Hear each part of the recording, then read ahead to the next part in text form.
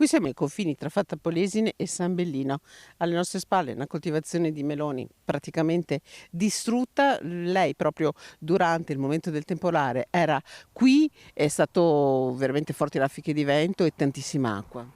Sì, ieri nel primo pomeriggio si è formato, anzi erano due sistemi temporaleschi a Supercella, uno era più a ovest posizionato verso il Mantovano e si è formato proprio questo altro sistema sopra San Bellino, che poi si sono quasi riuniti, erano sulla stessa traiettoria, dunque hanno portato precipitazioni molto intense sotto forma di nubifragio e grandine anche di grosse dimensioni. 100 millilitri d'acqua, chicchi di grandine fino a 7 centimetri, tutto in 40 minuti. Un pomeriggio di paura per l'Alto Polesine, interessato da un violento temporale originato da due supercelle che si sono sovrapposte. Niente è stato risparmiato, neppure questa Italia che ha perso qualche coccarda tricolore nella piazza di Fratta Polesine. Un temporale così nessuno lo ha mai visto, ci raccontano gli agricoltori che hanno poca voglia di parlare al microfono. Ha preso, come abbiamo detto, Fratta Polesine, Costa di Rovigo, San Bellino, dove siamo qui ai confini, poi ha preso Villa Marzana, Castelmassa, abbiamo visto anche lì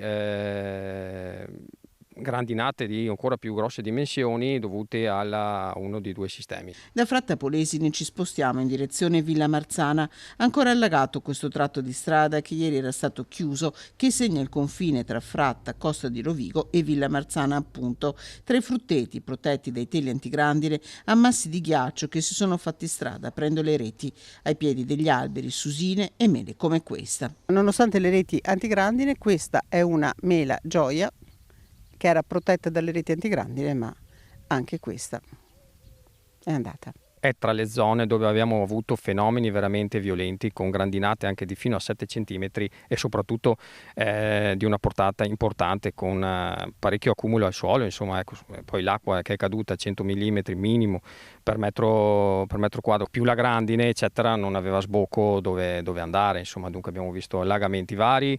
La grandine ha distrutto raccolti al 100% perché ci sono raccolti completamente danneggiati, come abbiamo visto dal mais, meloni, frumento